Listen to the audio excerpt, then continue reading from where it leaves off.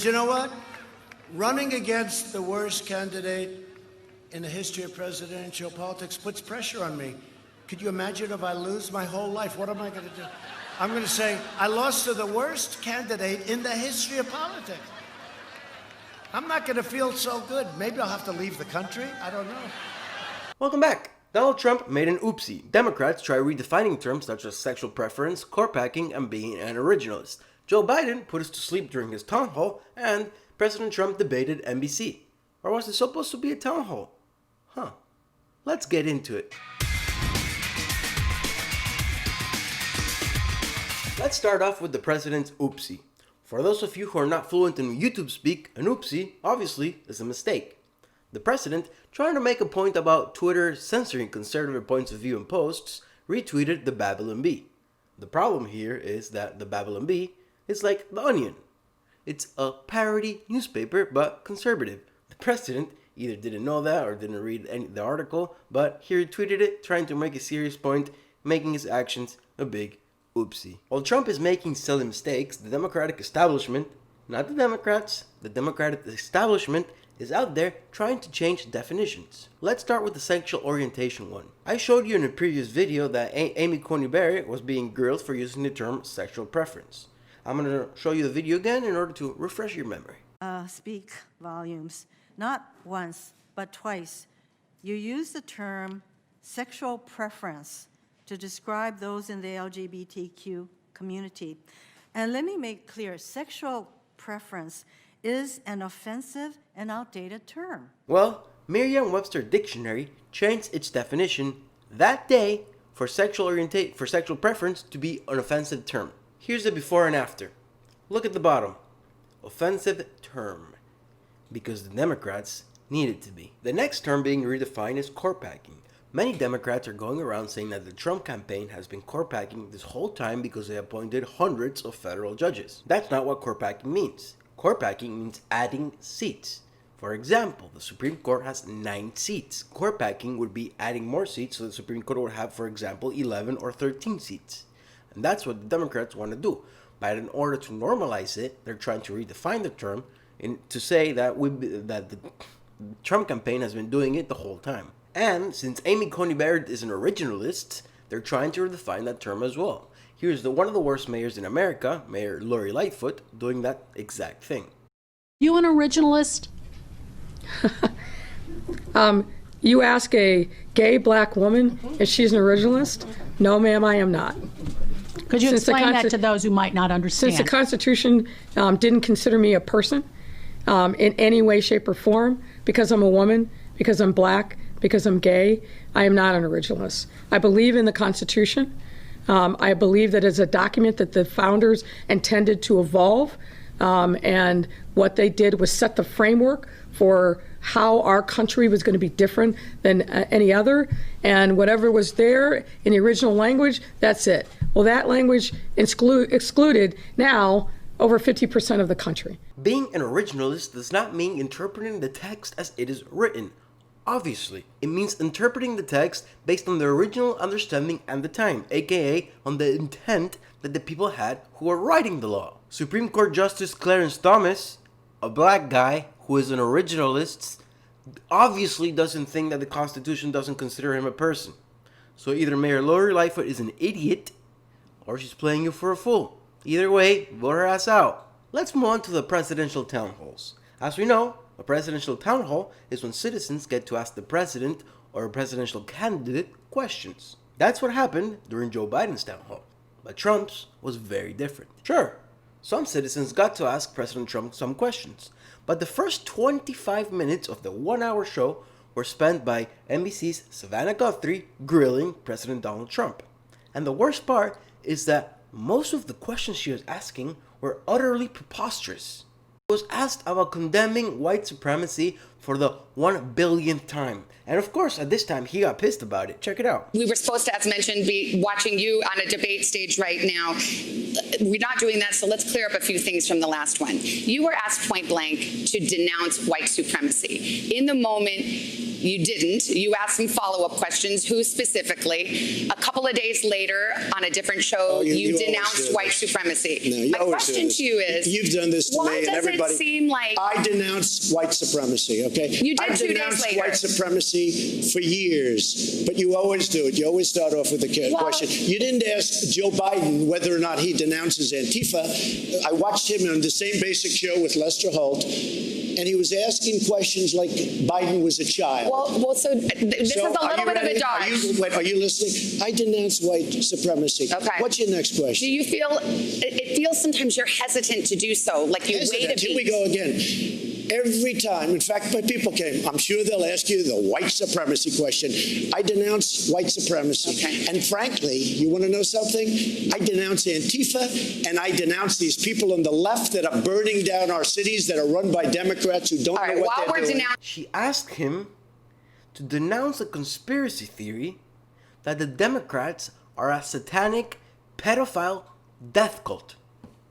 She actually asked this. Let me ask you about QAnon. It is this theory that Democrats are a satanic pedophile ring and that you are the savior of that.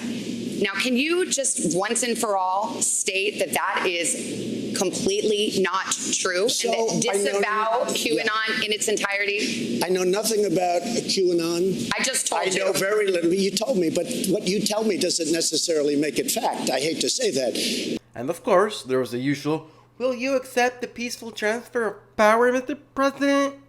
And actually, he gave the best answer I've heard so far. But let me just tell you, they talk about the peaceful transfer, right? They spied on my campaign and they got caught, and they spied heavily on my campaign, and they tried to take down a duly elected sitting president, and then they talk about, will you accept a peaceful transfer? And the answer is yes, I will. But I want it to be an honest election, and so does everybody else. When I see thousands of ballots dumped in a garbage can and they happen to have my name on it, I'm not happy about that. Okay, but just those are cases. There is in fact no evidence of widespread fraud. I will point out though that Guthrie was the only journalist to give Joe Biden a tough question regarding to his son during the campaign. Son said that. Do you think it was wrong for him to take that position? No. Knowing that it was really because that company wanted access to you? Well, that's not true. You're saying things you do not know what you're talking about. No one said that. Who said that? Don't you think that it's just one of those things where people think, well, that seems kind of sleazy. Why would he have that job if not for who his father was? Because he's a very bright guy. So the issue here is not that she grilled Trump. It's that nobody is grilling Biden. Trump and Guthrie constantly interrupted each other. It had the feel of a debate. But Joe Biden's town hall was very different. Let's start with the fake news that Biden decided to spread. Like many, he claimed that Trump told the American people to inject themselves with bleach or Lysol in order to combat the coronavirus. Politifact, a left-leaning fact-checking website, even called this fake news. When asked about the 1994 crime bill, he said that his support for the bill was a mistake. However, that's not very honest, is it? Because he didn't support the bill. He wrote the damn thing. This guy is so boring that even when he got asked an interesting question, he just went on and on and on. I couldn't even pay attention after a certain point. I'm worried. I just started this show. If Joe Biden wins, covering politics is going to be considerably more boring. So please, subscribe. Anyway, watch Joe Biden butcher an interesting question into a blabbering old explanation. The most egregious part of the town hall was when he was asked about transgender rights. I'm the proud mom of 2 girls, 8 and 10. My youngest daughter is transgender. The Trump administration has attacked the rights of transgender people, banning them from military service, weakening non-discrimination protections, and even removing the word transgender from some government websites. How will you, as president, reverse this dangerous and discriminatory agenda and ensure that the lives and rights of LGBTQ people are protected under U.S. law? I will flat out just change the law. The idea that an 8-year-old child or a 10-year-old child decides, I decided I want to be transgender. That's what I think I'd like to be. It'll make my life a lot easier. There should be zero discrimination. Look, if you're an adult and you feel the need to transition, then by all means, go ahead and do it, boo-boo. But letting 8-year-olds make those types of decisions is ludicrous. I wasn't allowed to pick my own meals at 8 years old. We're gonna let kids decide to take hormone blockers. Yeah, right. And by the way, he said if she wants to transition. What does that mean? Are you implying it's a choice, Joe? Minota's gonna grill him on that. While Joe Biden was extremely boring, he did seem coherent. In other words, he wasn't senile. Does this mean he's fine up there? I don't know. Could he have taken some type of drug to help his performance? I don't know. I got no evidence of it, so I have to assume no. But if he's mentally okay, what does make so many gaffes? What does make so many mistakes? Like he doesn't know he's running for president sometimes. Or he forgot the name of Mitt Romney. He ran against Mitt Romney with Barack Obama. He forgot this name. You call him that Mormon senator guy. You know, we have to come together. That's why I'm running.